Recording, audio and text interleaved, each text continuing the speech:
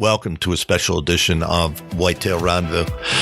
What's so special? Well, I've asked 6 of my friends who live out here in the Rockies and are DIY archery hunters to share tips, techniques, and resources that they use to be very successful elk and mule deer hunters. One thing you got to remember, April 4th, 2017 is the closing of applications for applying for limited elk and mule deer. All the mule deer tags in Colorado are by draw only. Now, there's many areas in Colorado where you can apply for an elk, or you can choose to take an over-the-counter tag. As you might imagine, there's fewer hunters in the limited draw areas, but you still can get a tag, and we have hundreds of thousands of acres of Forest Service land, so you can pick the place you want to hunt. Talking about picking a place, there's no better research tool than GoHunt.com Insider. And I have Brandon Evans as a guest on the show, and he's going to lead off telling you why GoHunt.com is the place to go, why Insider will give you all the information that you need to know about hunting Colorado. Why? Because I wrote many of the big game unit profiles. What does that mean? You're going to find at GoHunt.com how many preference points it takes. What's the class of trophy that's in there? Is it a 260 bull, a 300 bull, or a 350 bull? As you might imagine, a 350 bull, if it's in a limited draw area, it's going to take a heck of a lot of preference points. It might take years, but they'll still give you the opportunity to use their resource tools to find a place that has 265 bulls, Pope and Young bulls, and you can get an over-the-counter tag.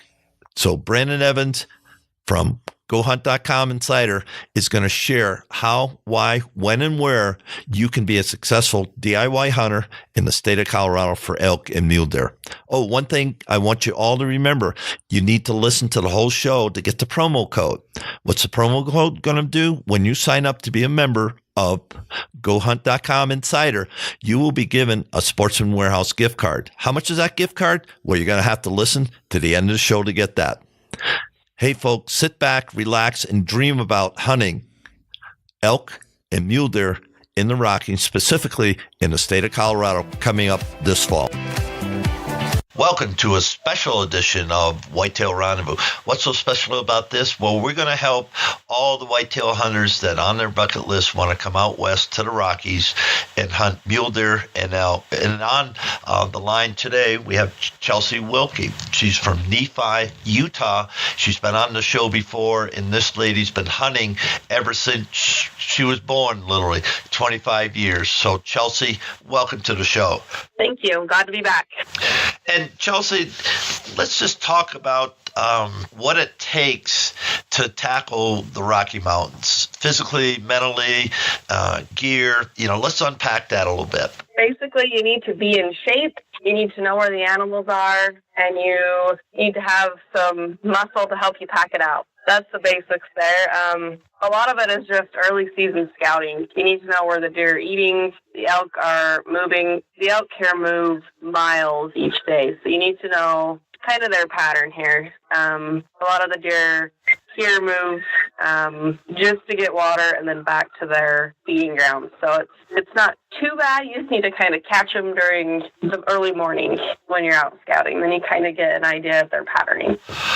Let's talk about early morning, because whitetail hunters, they know how to pattern deer. Are you saying that elk are patternable? Yes and no. If you can kind of get a general idea of how they're moving, then you can be within the general area to watch and see where they're moving. On our spike elk hunt last year, we set up about 15 cameras, I do believe, and we had a couple on our cameras.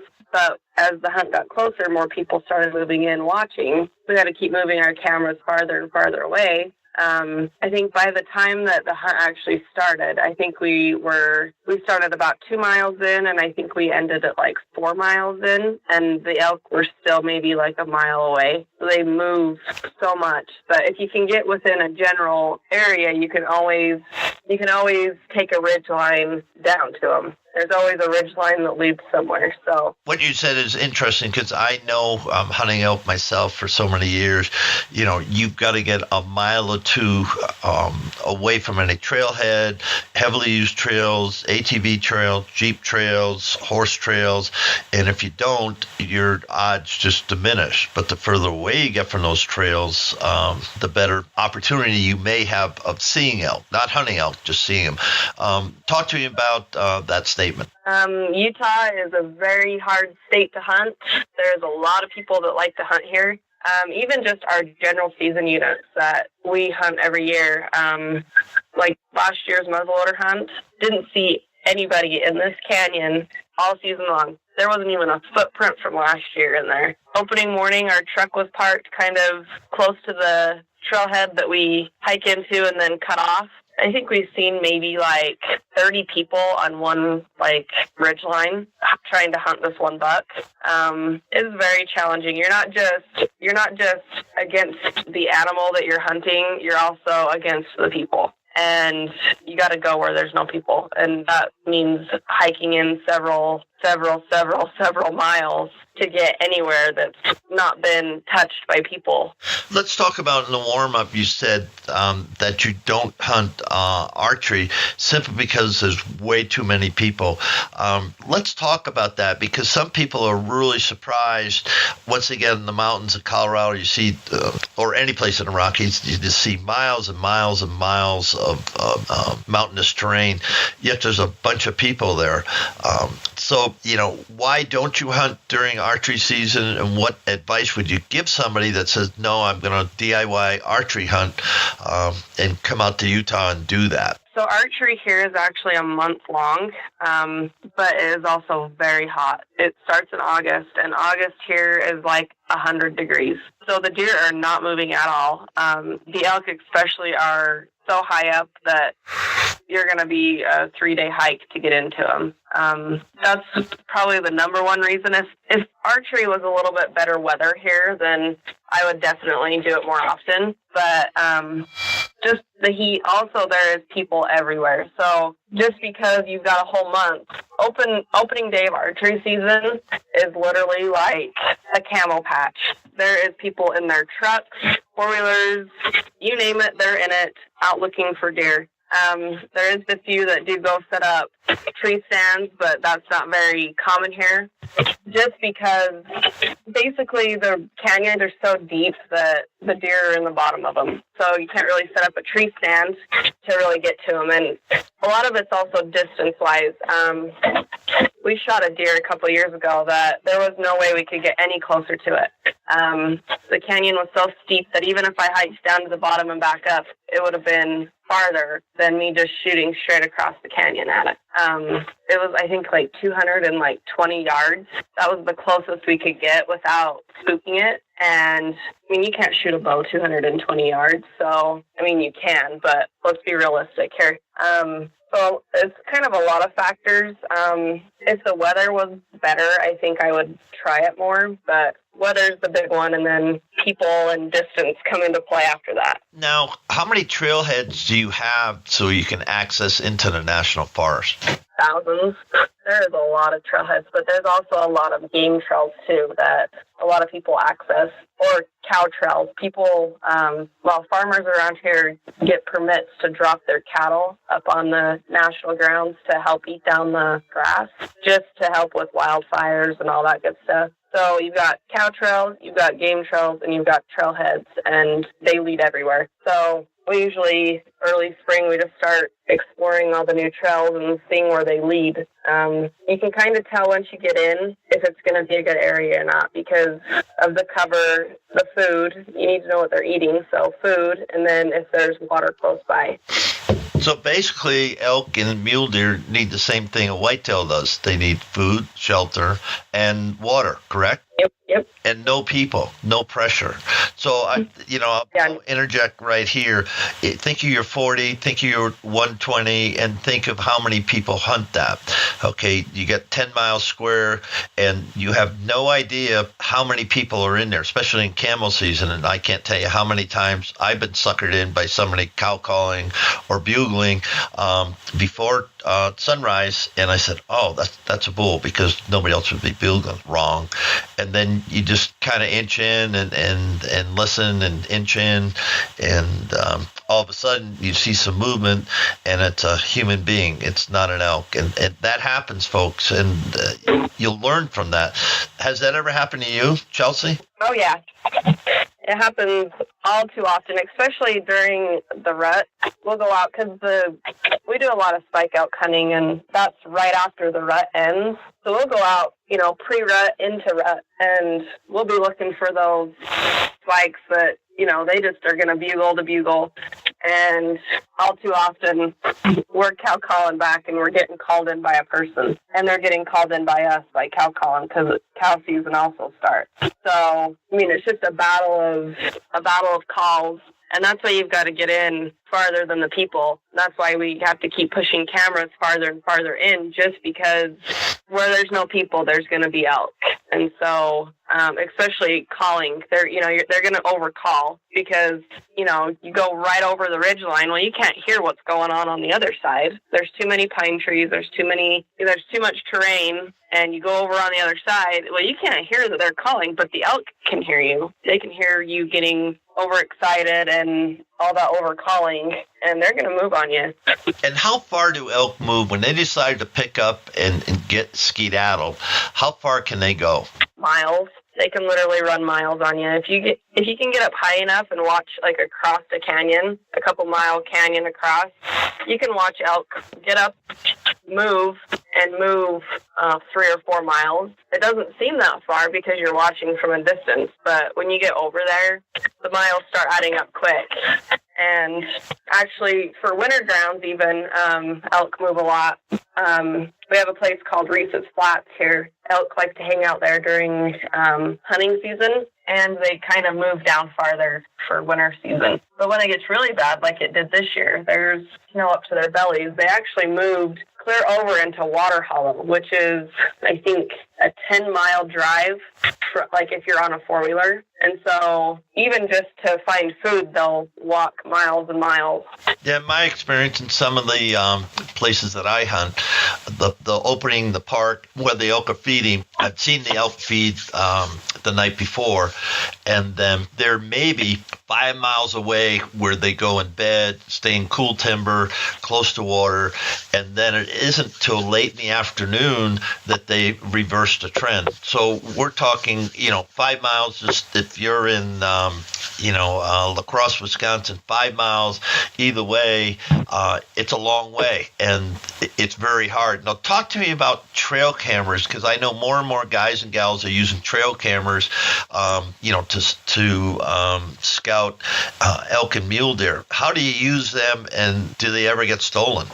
We haven't had any get stolen. We've had people walk across them. I actually wrote an article on the Real Camel Girl page about setting up a game camera, and one of the biggest things is brushing it back in. A lot of people like to clear and make sure there's nothing around it, but you need to hide that camera because the animals have way better eyes than we do. That's part of their defense. So you need to brush it back in so that it blends in so people don't see them and take them. Also, a lot of setting up trail cameras comes with preseason scouting. So we'll go out. Well, we've been going out almost every night during winter, trying to see where the deer have moved to, where the elk have moved to, just so that we can kind of get an idea of where they're coming from. Because if you kind of see where their winter grounds are, you can kind of tell, okay, well, these deer definitely came off of the Red Cliff on the north side. You can kind of tell. So then we'll watch as it starts getting warmer where they're starting to move back up to, and then we'll start setting up cameras then. Then we can kind of pattern them. We can kind of see what deer made it over the winter season, what elk made it over the winter season, and then we'll just adjust the cameras as they keep moving back up into their summer grounds. Then we'll adjust as it starts moving back into fall. That way, then you can kind of follow where they go. And a lot of it is we'll go drop a camera and not go check it for a month.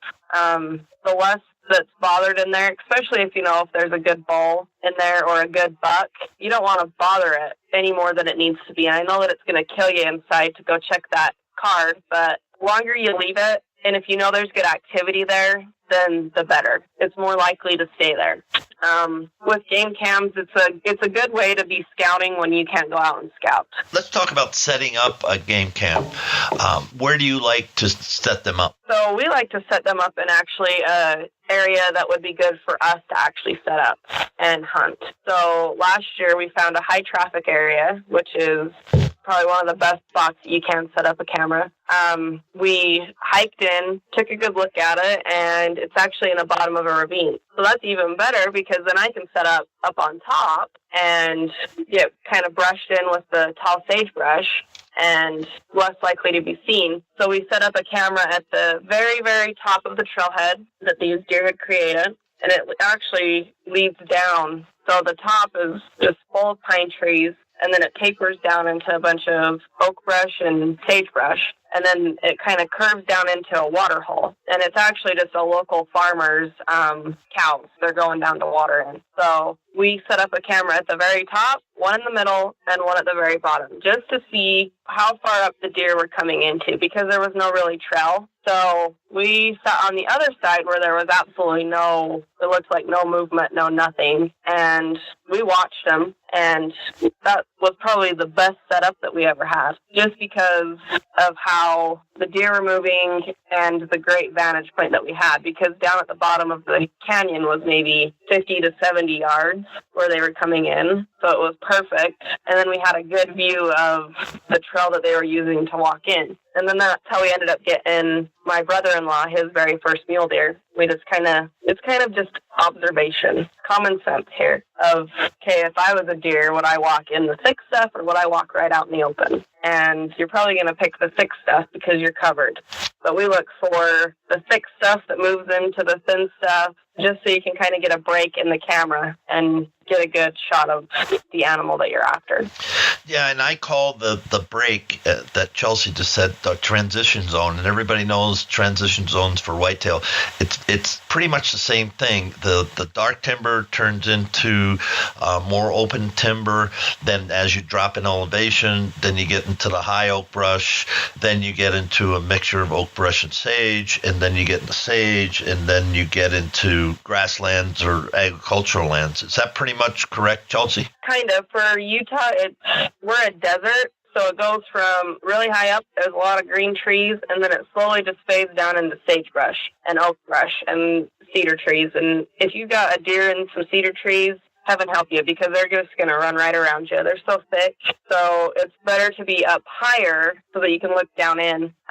You can go into a patch of cedar trees, which are down pretty low. They're really low. And you can kind of just stand there and walk right towards some deer and then just duck your head down underneath all the branches, and you can just see them all running right around you. They just run right around you. They know that they're safe, and they know that you're not going to be able to outrun them through some cedar trees. So it kind of goes heavy pines, oak brush, into some sagebrush and some cedar trees. And so it's kind of hard to hunt. You got to find the happy medium right there in the middle. And folks, if you do end up hunting the cedars, find yourself a water hole. I hope it's really hot, because elk and deer could come into a water hole anytime. Other than that, I'll agree with Chelsie. Good luck. Yep. And there are people that hunt cedars very, very successful, and I'm not one of them. So I'm not even going to wade into that question. Talk to me about green up and how the elk and the deer follow the green up. So usually they start out pretty low. The snow is actually melted here, which is amazing. And the elk went from eating right on the side of the road to where the plows have actually pushed the snow off the side of the road down to the new green grass coming in, to, I think they moved about 2.5 miles up the hillside. And now they're eating up on top because the snow's melted, and it was 50 degrees the other night. So it actually went from a really harsh winter to a good winter, and the deer have done the same. We've been watching deer, nice deer, from the road, no binoculars needed, eating. They're down that low just because the sagebrush is literally covered completely. There's maybe 3 to 4 feet of snow in their winter grounds. That's why shed season got canceled until April this year. So we've just been out watching, seeing, where they're going to move to. And now they can move freely and eat. So they go from winter grounds and they start slowly working their way up, just like any animal. And they'll work their way up until they find somewhere that they're comfortable with. A lot of the deer that we've been watching have been in that good setup canyon that I was telling you about, that little ravine. They move from the road, maybe 500 yards up into that ravine, and they don't leave just because there is a massive field of sagebrush and grass. So they have unlimited food supply. Now, I'm sitting in Wisconsin, Iowa, Ohio, and I'm listening to this and saying, I can't get out there in the wintertime to really hear all this, information. So what advice would you give to somebody that says, hey, I want to put in for tag, I want to draw a tag or go get an over-the-counter tag, and you have to check all state regulations, because some states you can get over-the-counter for elk in some places, and other places you can't. You have to go in a draw, and in some states, you have mule deer hunting is all by a draw for buck. So check the regs. I want to throw that out for you. So let's get back to my question. So I'm sitting in Wisconsin. I'm saying, well, that's all well and good in wintertime. I'm not going to get there. How can people get a sense of where they should hunt before they take off, and drive 1,000 miles? Usually a lot of the guides here are pretty open to talking. I mean, they're not going to tell you where their hunting hole is, but if you're just getting a tag for like a general season unit, be a stalker and stalk some people on Facebook. I know that sounds really weird, but you can kind of ask them some questions, and they're probably not going to give you their hunting holes either, but they can give you a general sense of, okay, well, the deer are moving here. And a lot of the time we run into people from California here. I don't know why Californians like to come hunt Utah so much, but we see maybe like 10 of them a year in our general season unit. And they just ask a question, are they up high or are they down low? And usually the answer is they're right in the middle, so that they can go up high and down low. I think just asking and just reaching out to people is a really good way. You probably won't know the terrain, but they can kind of give you an idea of, they're on the north side of Nebo's Peak or something, something like that, where you can actually go do your own scouting in that area and pick and choose what you want to hunt when you do come. One thing I found in the states that I've hunted is that I call the DOW, the wildlife agencies, and you'd be surprised if you call the biologist not a month before season, but right now, and say, hey, I'm considering to put in for Unit 221. I'm going to do an elk hunt, DIY archery season. I got my maps here. I'm on Google Earth.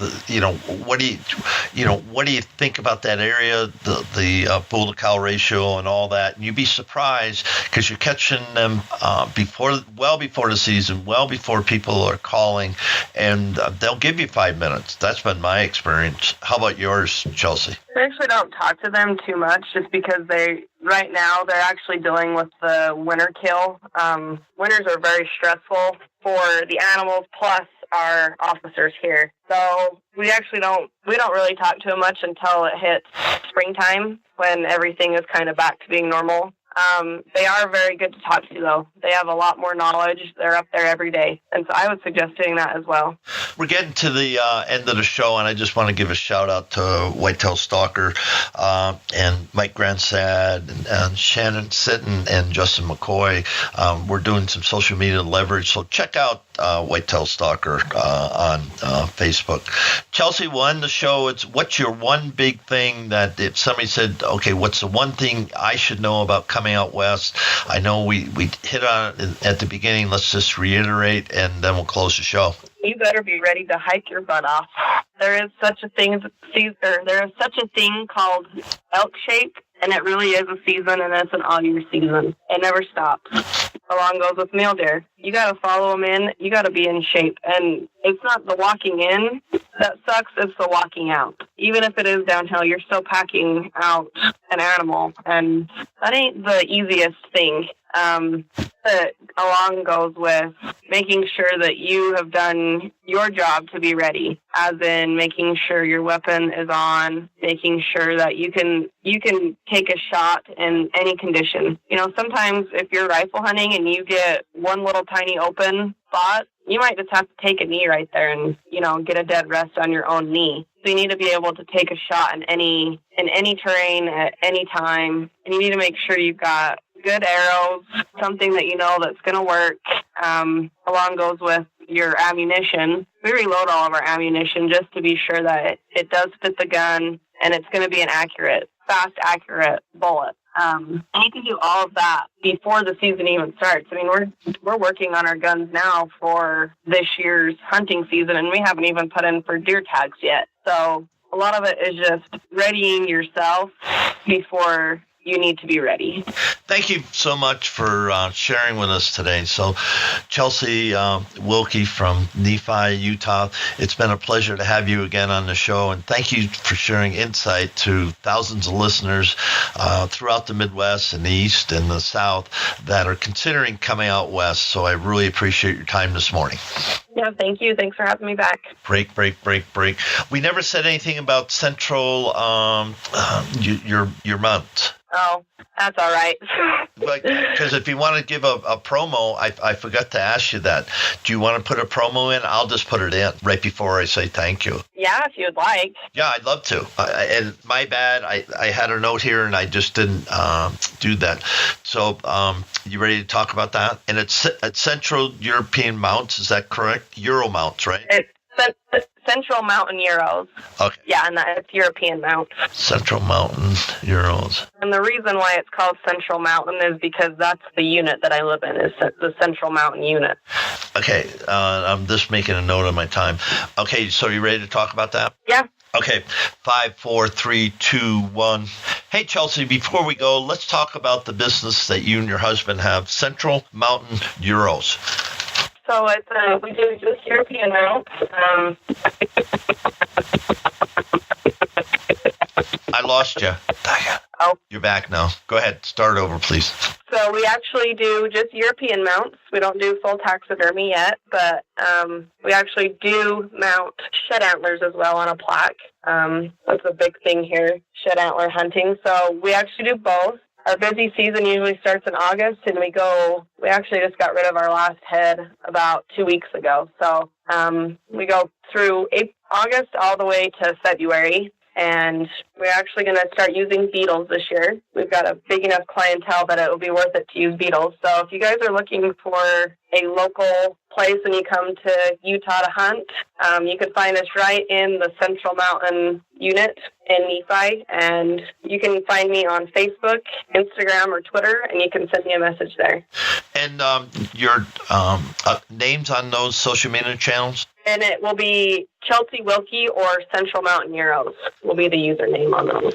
And you have pictures up on your social media so people can see the type of work you do? Yes, I do. Great. Well, folks, again, Chelsie and her husband got a great business, and tell them what the beetles are for. The beetles actually eat all the flesh off of the animal that you bring to us. So it usually takes maybe like 24 hours to eat a whole deer head clean, and then we'll finish cleaning it and then bleach it after that and then mount it however you specify. But they're pretty cool. You just stick them in when they're hungry and they eat it right away. It's pretty cool.